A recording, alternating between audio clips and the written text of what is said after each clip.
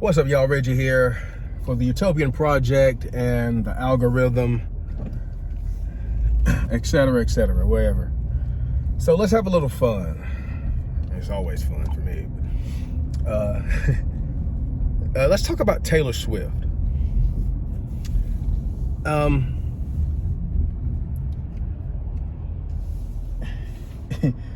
My thing is,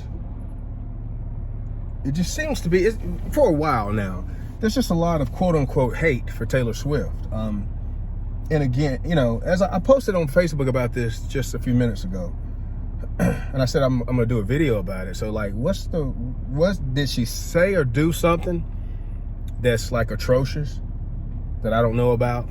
Because I don't really know much of anything about her other than the music that I've heard, for the most part, on the radio. And I've just, me personally, now I'm a musician, although it's low level and relatively rookie, even though I've been doing some things for many years now. You know, I'm still a musician and an artist. Now, it's one thing not to like a person just because of their voice, or maybe they get on your nerves, or you just feel like, you know, whatever. But it just seems, I see a lot of things being repeated,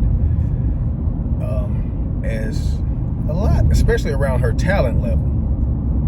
I don't understand that, but you know, I get it that people are tired of Taylor Swift, but why are you tired of Taylor Swift? And this is just going to be kind of a rant of some ideas, and it's going to be multiple videos until I get to something more specific. But anyway, why are you tired of Taylor Swift? Do you listen to Top 40? Because I don't hear Taylor Swift unless I turn it on Top 40. Here or there in a commercial or something. I'm not tired of Taylor Swift because I don't listen to Taylor Swift, and I don't listen to Top 40 that often. I listen to it to and from, you know, when I'm driving, for the most part. That's the only time. That's 99% of me listening to Top 40. And I don't listen to it exclusively. I might not listen to the radio at all. I don't listen to the radio that much, or I might be listening to, you know, one of the more urban stations or whatever, or talk radio. But with that being said, even though I think about Taylor Swift, and then this Karma song is in my head, and I'm doing that over and over again in my head for a while. Even though I don't really like the song all that much, I like it enough to where it gets kind of stuck in my head after I hear it. Like most of her songs. But as I posted on my oh, by the way, also, she's the only other person that I know of that has had the words covert narcissism in her lyrics that I'm sure she wrote, because she writes a lot, if not most, if not all of her lyrics. I don't know. Might be some co-writing going on, but I know she writes at least a ton of her own music. And she has, you know, composed a lot of her music, or at least had the original, you know, idea for the melody or whatever. But, I mean, you know, you're not going to just do 10 albums of guitar strumming for the most part, you know. So you develop those songs with the help of producers, et cetera, into something that fits your genre, et cetera. So, but she's the only other person that I know of that has mentioned the words covert narcissism. So I'm always talking about narcissism, how important it is to understand narcissism and covert narcissism, especially nowadays. So hey, that's pretty cool. But anyway, you know, this idea that, as I wrote about on my personal page, like, saying that she lacks talent, I guarantee you this lady has more talent in her pinky as far as music goes than 99% of the population and 99% of the people critiquing her. And you know, I get it.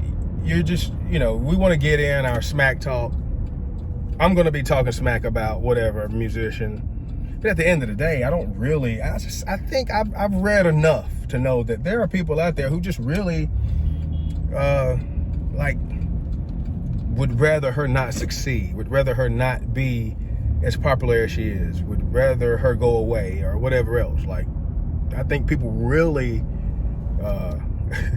have this conviction and like put that much energy into it. Now, and then, okay, but because, well, to keep going on with that, right? You can't, what's the Something Dream song? I just watched this, right? She's doing this song live at the Grammy Museum, I think it was. And you watch her do this song, just her and her guitar. You can't say that that's not talent. The song sounds great. People in the comments are saying this sounds better than a CD version. You can't tell me, and her writing, her lyrics, be them whatever they may, she has plenty of talent. You can't tell me this girl is not talented.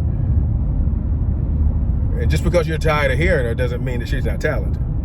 Just because she makes $1 gazillion doesn't mean that she's getting overpaid for the amount of her talent.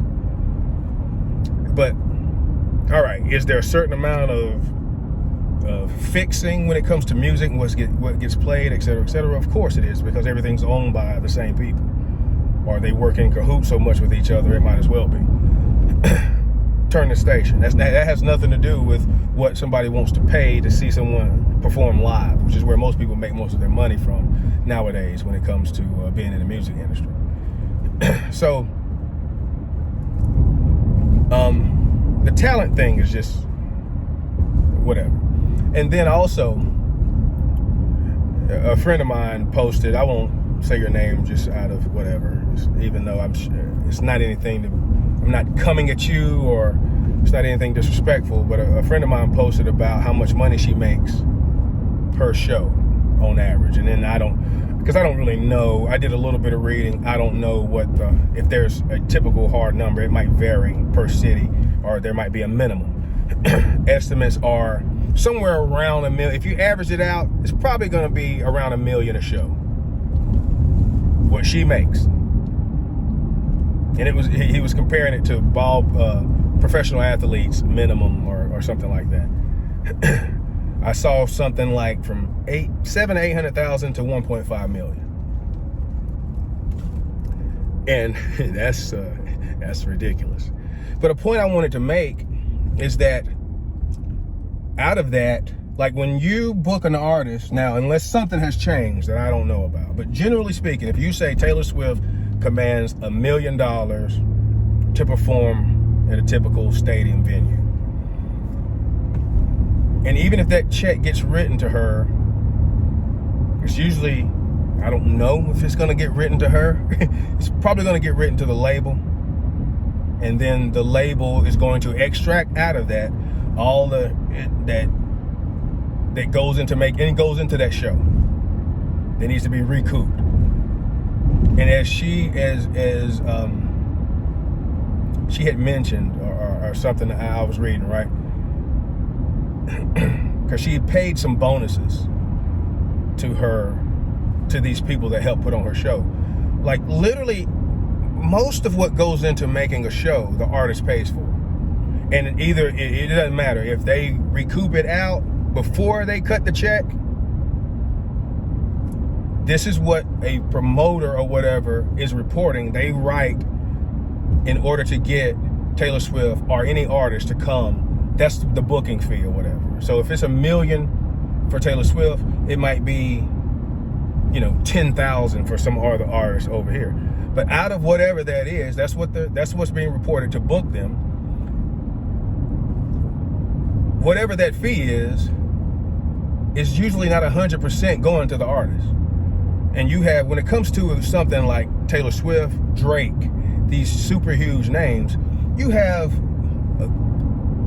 ridiculous amounts of people helping put on that show that are part of his or her entourage. And even though it costs $1 million to book them, unless something has changed, somebody else can correct me on this, I may stand corrected. they're not seeing all of that money. It's just like what if somebody signs for a sports contract. All right, you got fees that come out of that, management, agency fees, et cetera, et cetera. If it's 50,000, they might but even before if it's 50 million, even before Uncle Sam, it might really be 45 or something. And then you start talking about Uncle Sam or whatever else. But anyway, she, riggers, people that do her lights. Like when you're that big, you have your own entourage that goes around with you from show to show to make sure, when you're a smaller artist, sound and lights, you just put it on Joe Blow in the back that works for, the bar or the venue. When you're a huge artist, you take everybody with you so you can have a consistent product. So everything pretty much that you see about a show at her level, there are people there are people going show to show that she's paying out of her proceeds. Now, it's still going to be a ton of money, but again, at the end of the day, these people are being paid by her, or her proceeds that she commands, that she gets based on her whatever, based on her demand. Bus drivers, pilots, sound guy, lights guy, or girl, or whatever, riggers, people running the show, curtains, doing the lights, the film and stuff in the back, choreography, costume, other stuff that we probably never thought of. So there's that to keep in mind. Now, I will say this, and I read it and I did the math myself. Like her lowest, or maybe average ticket price is like $250 or something like that. And if you do the math on her basically selling out every show and doing stadiums at around 50,000 seats or something like that, 55, her average proceeds from ticket sales per show right at 13 million. So if she's making 10% of that, it's a pretty good little commission or percentage. And what would you want it to be? If you can generate $13 million, that's actually a little bit less than 10%, right? You're making less than 10% per show.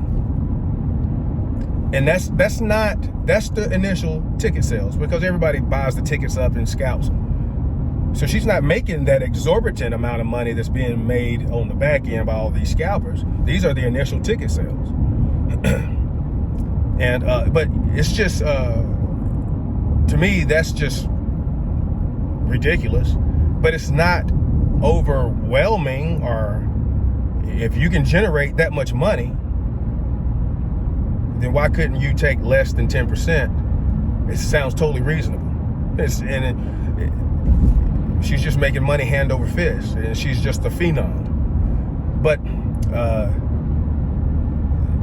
yeah, think about what the label's making. Is anybody concerned about what the label's making? So, and look, the labels take all of the money from the artists. And like I was saying before, and this is what a lot of people don't know, but then if you're in the music industry, or you're trying to be in it, or if you just know and read about this stuff, you understand it. The labels are making the money hand over fist, but they don't make this type of money all the time. So, but yeah, they might front the money for so many of these things, but they recoup it. So if they put 10 million out there, you're going to owe that label 10 million until they get it back. You know what I'm saying? So all of these fees, usually, now, and it could obviously vary depending on the contract and whatever else. Artists this big, I could be wrong about a lot of this stuff, but I'm pretty sure that I'm not. And I'm pretty sure that when you book a show When you book Taylor Swift, her label is going to make all that money. Any money that label put up, they're making it back out of her proceeds. And when it comes to shows this big, it's not even a problem. But I guarantee you Taylor Swift is paying a bunch of people out of that money, in other words. All right? And paying a bunch of people out of that money. And obviously giving those people jobs. There are a lot of people with jobs. You might not like the music, et cetera, but she's supporting a lot of people's lives by this poppy music. And again, imagery, it's sex, it's, whatever imagery. That's always been the case since I've been a kid. And there's things that are crazily more damaging out there than some sexual imagery, or even if she's got devil horns on her head or whatever. I mean, they've been doing that since the days I couldn't listen to rock, when Ozzy Osbourne was freaking biting bats and snorting lines of ants or whatever. So yeah, you're always going to have some of that. I mean, freak, you can find that in anything. I mean, I have a freaking OJ song or something. The Whispers. They said something about sex in there. How much do we want to blow this out of proportion? And again, if you think she sold her soul to the devil, blah, blah, blah, blah, blah, blah. Okay, what if she did? What is it doing to you or anybody else? And selling your soul to the devil is supposedly you selling out to become rich and famous. Still doesn't mean you're not talented. Just means your talent is going to be put on display way more, because these people are working for you to become rich and successful. And then afterwards, who knows what, they toss you to the wolves or whatever else. Doesn't mean that Robert Johnson, who supposedly was the first person who really kind of supposedly had this, might not have been the first person, but blues singer and guitar player, black guy, Robert Johnson. His song Crossroads, they say, might be about him meeting the devil and all this sort of stuff. And he became very successful, especially back in these older days, as a traveling blues guitar player, which was really hard to do back in the, I guess, Chitlin circuit days and, whatever. But anyway, I could go on and on and on. And this is 17 minutes. I thought I would be able to get this first video done a lot shorter. But yeah, that's video 1 for Taylor Swift. So I don't know. We'll see what other people say. I'll do some more videos later. But I don't see, again, I mean, did she say something racist or something? I don't know. Did she said she was writing something and she wasn't? Okay, I mean, heck, what artists? There's plenty of artists that do that. Did she not pay somebody or something? Did she lie? Plenty of artists doing that. Did she not apologize? Or, I mean, what is it that is so bad about Taylor Swift? Other than, methinks, people are working their 9 to 5 and they're just like, man, that's a lot of money. So that's a lot of money. I don't think she should be making that. So anyway, peace, love, and light. See y'all later.